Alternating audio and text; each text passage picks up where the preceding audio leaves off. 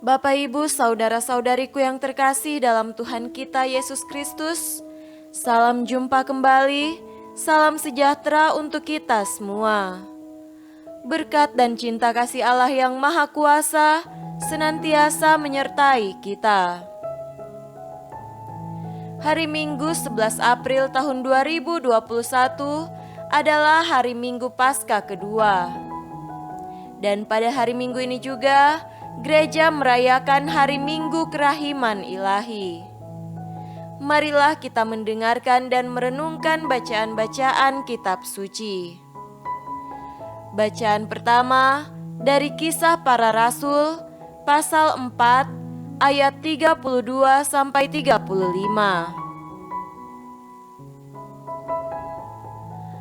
Adapun kumpulan orang yang telah percaya itu, mereka sehati dan sejiwa, dan tidak seorang pun yang berkata bahwa sesuatu dari kepunyaannya adalah miliknya sendiri, tetapi segala sesuatu adalah kepunyaan mereka bersama. Dan dengan kuasa yang besar, rasul-rasul memberi kesaksian tentang kebangkitan Tuhan Yesus, dan mereka semua hidup dalam kasih karunia yang melimpah-limpah.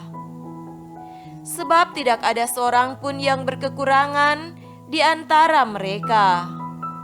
Karena semua orang yang mempunyai tanah atau rumah menjual kepunyaannya itu, dan hasil kepunyaannya itu mereka bawa dan mereka letakkan di depan kaki rasul-rasul. Lalu dibagi-bagikan kepada setiap orang sesuai dengan keperluannya. Demikianlah sabda Tuhan. Syukur kepada Allah.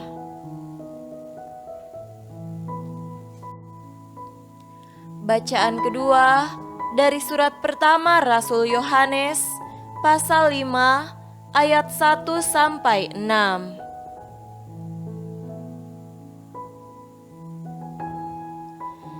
Setiap orang yang percaya bahwa Yesus adalah Kristus lahir dari Allah. Dan setiap orang yang mengasihi Dia yang melahirkan, mengasihi juga Dia yang lahir daripadanya. Inilah tandanya bahwa kita mengasihi anak-anak Allah, yaitu apabila kita mengasihi Allah serta melakukan perintah-perintahnya. Sebab inilah kasih kepada Allah, yaitu bahwa kita menuruti perintah-perintahnya. Perintah-perintahnya itu tidak berat, sebab semua yang lahir dari Allah mengalahkan dunia. Dan inilah kemenangan yang mengalahkan dunia, iman kita. Siapakah yang mengalahkan dunia selain daripada dia yang percaya bahwa Yesus adalah anak Allah? Inilah Dia yang telah datang dengan air dan darah, yaitu Yesus Kristus, bukan saja dengan air, tetapi dengan air dan dengan darah. Dan Roh-lah yang memberi kesaksian, karena Roh adalah kebenaran. Demikianlah sabda Tuhan. Syukur kepada Allah.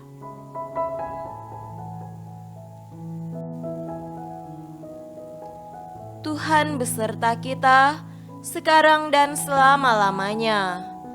Inilah Injil Yesus Kristus menurut Yohanes. Dimuliakanlah Tuhan.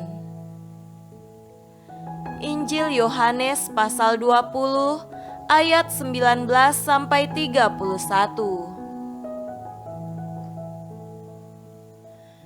Ketika hari sudah malam, pada hari pertama minggu itu, berkumpullah murid-murid Yesus di suatu tempat dengan pintu-pintu yang terkunci karena mereka takut kepada orang-orang Yahudi. Pada waktu itu, datanglah Yesus dan berdiri di tengah-tengah mereka dan berkata, "Damai sejahtera bagi kamu."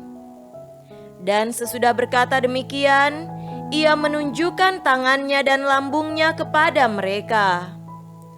Murid-murid itu bersukacita ketika mereka melihat Tuhan. Maka kata Yesus sekali lagi, "Damai sejahtera bagi kamu.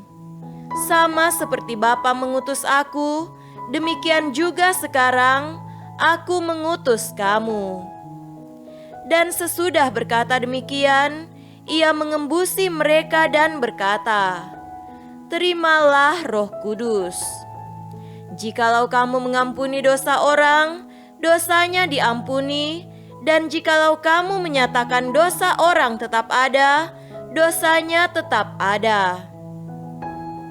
Tetapi Thomas, seorang dari ke-12 murid itu, yang disebut Didimus, tidak ada bersama-sama mereka ketika Yesus datang ke situ. Maka kata murid-murid yang lain itu kepadanya, "Kami telah melihat Tuhan." Tetapi Thomas berkata kepada mereka, "Sebelum aku melihat bekas paku pada tangannya, dan sebelum aku mencucukkan jariku ke dalam bekas paku itu, dan mencucukkan tanganku ke dalam lambungnya, sekali-kali aku tidak akan percaya." 8 hari kemudian, murid-murid Yesus berada kembali dalam rumah itu dan Thomas bersama-sama dengan mereka. Sementara pintu-pintu terkunci, Yesus datang dan ia berdiri di tengah-tengah mereka dan berkata, "Damai sejahtera bagi kamu." Kemudian ia berkata kepada Thomas, "Taruhlah jarimu di sini dan lihatlah tanganku, ulurkanlah tanganmu dan cucukkan ke dalam lambungku, dan jangan engkau tidak percaya lagi, melainkan percayalah." Thomas menjawab dia, "Ya Tuhanku dan Allahku." Kata Yesus kepadanya, "Karena engkau telah melihat aku, maka engkau percaya. Berbahagialah mereka yang tidak melihat, namun percaya." Memang masih banyak tanda lain yang dibuat Yesus di depan mata murid-muridnya yang tidak tercatat dalam kitab ini, tetapi semua yang tercantum di sini telah dicatat supaya kamu percaya bahwa Yesuslah Mesias, Anak Allah, dan supaya kamu oleh imanmu memperoleh hidup dalam namanya. Demikianlah Injil Tuhan. Terpujilah Kristus.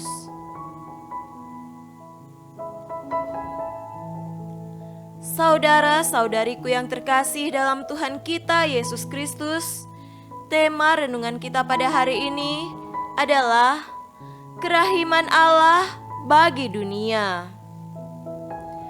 Pada hari ini gereja, kita semua umat beriman merayakan hari ini sebagai hari Minggu Kerahiman Ilahi dalam rangka merayakan puncak atau titik kulminasi dari kerahiman Allah bagi dunia dan manusia, terutama bagi mereka yang membutuhkan kehadiran kasih Allah dan belas kasih-Nya untuk suatu pemulihan kehidupan dan martabatnya sebagai anak-anak Allah. Pesta ini ditetapkan untuk dirayakan oleh seluruh gereja pada hari Minggu sesudah Minggu Paskah, yakni pada hari Minggu kedua Paskah. Itu ditetapkan oleh Paus Yohanes Paulus II pada tanggal 30 April tahun 2000 pada saat kanonisasi Santa Faustina dari Polandia yang dilaksanakan di Vatikan sebagai seorang santa dan Rasul Kerahiman Ilahi. Gereja setiap tahun merayakan pesta ini sebagai perayaan liturgi resmi gereja yang diberlakukan secara universal. Bahkan sebelum pesta Kerahiman Ilahi ini, diadakan devosi Kerahiman Ilahi selama 9 hari berturut-turut yang dimulai pada hari Jumat Agung sebagai poros kerahiman ilahi, di mana Yesus mengucurkan air dan darah di atas kayu salib.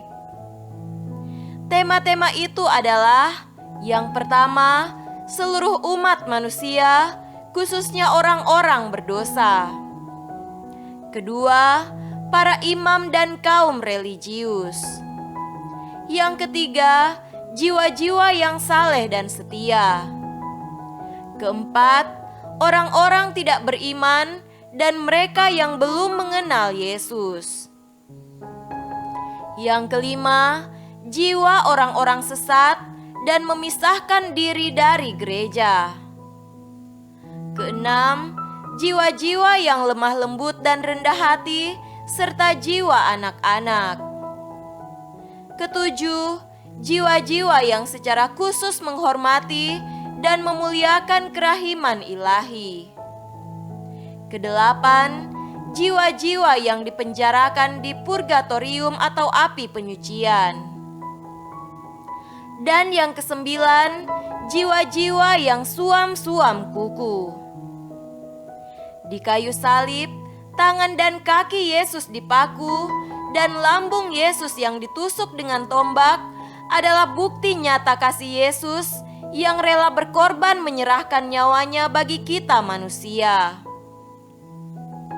Maka dari tangan dan lambungnya itulah mengalir belas kasihan Allah bagi dunia. Pada gambar kerahiman ilahi, kita melihat sinar dari lambung Yesus yang melambangkan darah dan air sebagai ekspresi dari kerahiman dan belas kasih Allah bagi dunia ini. Pada bacaan kedua dari surat Yohanes mencatat, inilah Dia yang telah datang dengan air dan darah, yaitu Yesus Kristus, bukan saja dengan air, tetapi dengan air dan dengan darah. Dan Rohlah yang memberi kesaksian, karena Roh adalah kebenaran. Air dilambangkan dengan sinar putih sebagai tanda karya Roh Kudus yang bergiat di tengah dunia, Roh Kudus yang diutus dan keluar dari Yesus.